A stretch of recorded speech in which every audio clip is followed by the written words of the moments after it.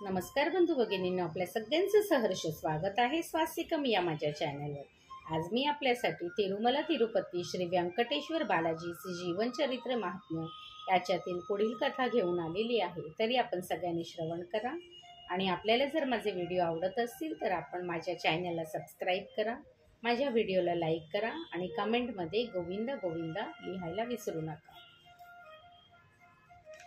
चोल राजाला शाप देत असताना श्रीहरी, हे नारायणा पुरुषोत्तमा, आपण या वारुळात असलेल्या मला माहीत नाही।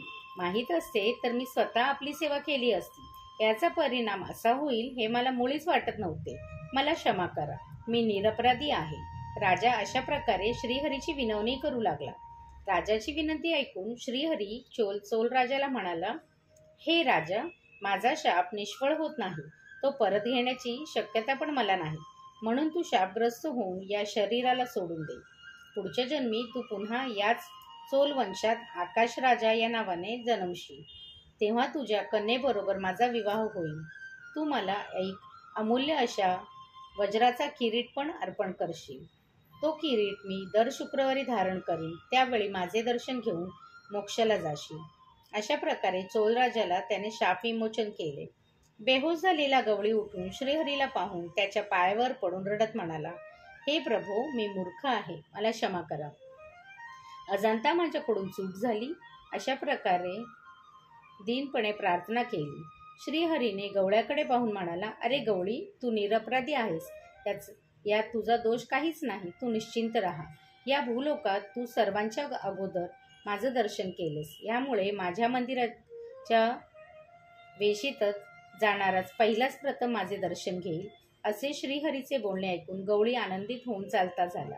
श्रीहरीने दिलेल्या वचनाप्रमाणे आता पण पहिल्या प्रथम गवळ्याचंच दर्शन मिळत असतं, नंतरच दुसरे दर्शन कार्यक्रम होत असतात।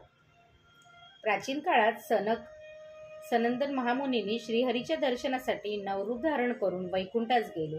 तेथे जयविजय नावाचे द्वारपालकही सनंदन मुनींना अडवून धरले। आपला अपमान झाला म्हणून सनंदन मुनींनी जयविजय द्वारपालांना तुम्ही राक्षस व्हाल असा शाप दिला। जयविजयांनी आपली चूक झाली हे जाणून मुनीची प्रार्थना केली। त्याची प्रार्थना ऐकून त्यांना शाप विमोचन सांगितले की तुम्ही 3 जन्मी राक्षसाच्या जन्मास येऊन श्रीहरीच्या हाताने मराल, तेव्हा ऐरत तुम्ही द्वारपाल होऊन वैकुंठास कराल। तेव्हा जयविजय दोघे जण भूलोकात हिरण्याक्ष आणि हिरण्यकश्यप नावाचे राक्षस होऊन जन्मास आले। सनंदन महामुनींच्या शापाने जयविजय भूलोकात हिरण्याक्ष आणि हिरण्यकश्यप राक्षसाच्या नावाने जन्मास आले। या दोघात हिरण्याक्ष हा फारच क्रूर होता। तो नेहमी भूलोकातील महामुनींना, तपस्वी मुनींना त्रास देत असत। त्यातल्या त्यात तर विष्णू भक्तांना आणखीनच जास्त त्रास देत असत। एकदा हिरण्याक्षाने पृथ्वीला चटईसारखा गुंडाळून घेऊन पाताळात लपवून बसला। देवता लोकांनी हिरण्याक्ष राक्षसाचा त्रास सहन न करता श्रीहरीला सांगते झाले। श्रीहरी देवता लोकांचे कष्ट पाहून यांना धैर्य देऊन पाठवून दिले। श्रीहरीने भूदेवीचे रक्षण करण्यासाठी श्वेतवराहाच्या रूपाने अवतार घेतला। आपल्या दाताने हिरण्याक्ष राक्षसाचा संहार करून पाताळात लपून ठेवलेल्या भूदेवीला परत पहिल्या जागी आणून ठेवले।